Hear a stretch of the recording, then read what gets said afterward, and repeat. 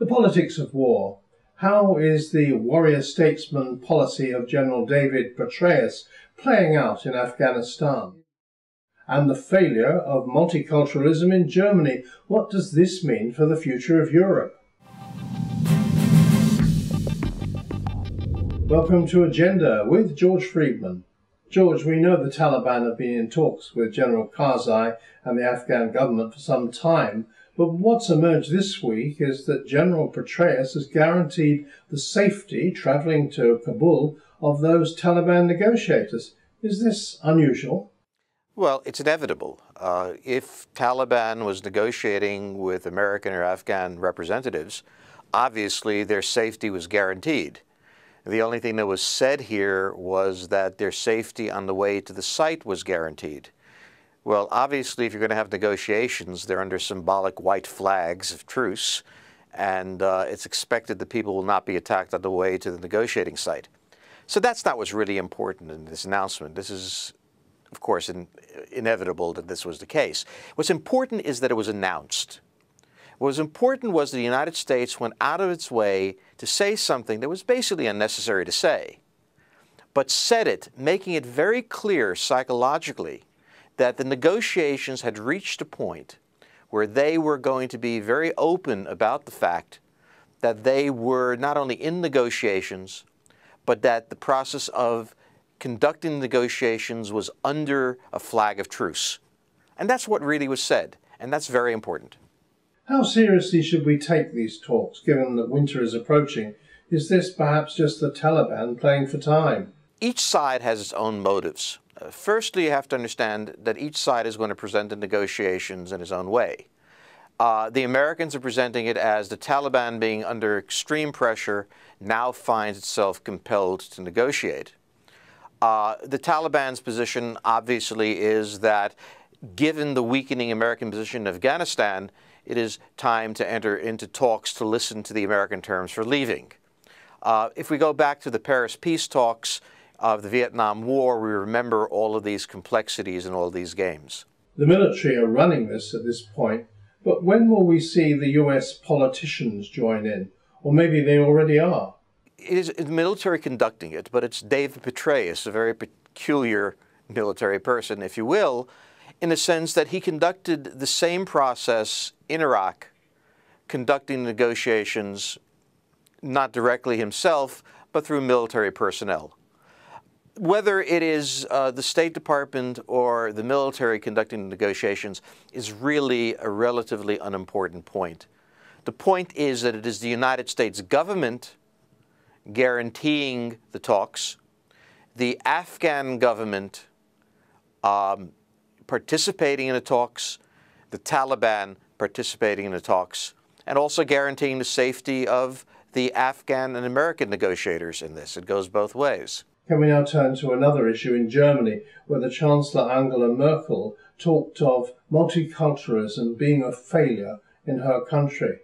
What will be the impact of this in the rest of Europe, where there are large Muslim populations? Look, there is a tremendous problem within Europe on integrating Muslim immigrants. There's frankly always been difficulty in Europe in integrating immigrants because the European definition of nationalism has been based on history, culture, and so on. They've had more success with others than with the Muslims, but then the Muslims have come in larger numbers. We should also remember the Muslims are there because the Germans wanted them there. They needed them. And it should also be remembered that multiculturalism was not just a concession to the Muslim immigrants, but a way to keep Muslim immigrants separate from German society, which the Germans wanted.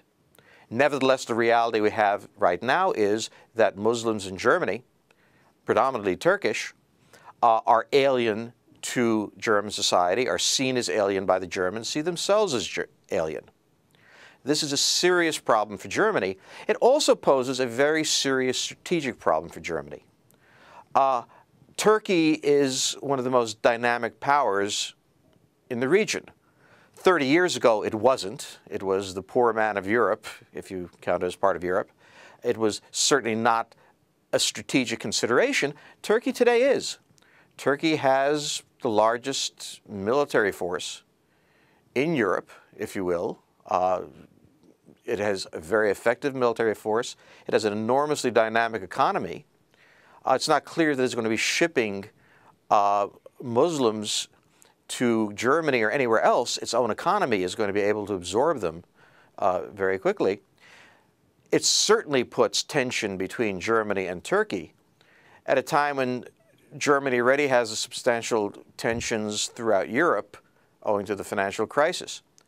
I think what we're seeing here is part of a German redefinition of itself and part of a redefinition of Germany's place in Europe and the world.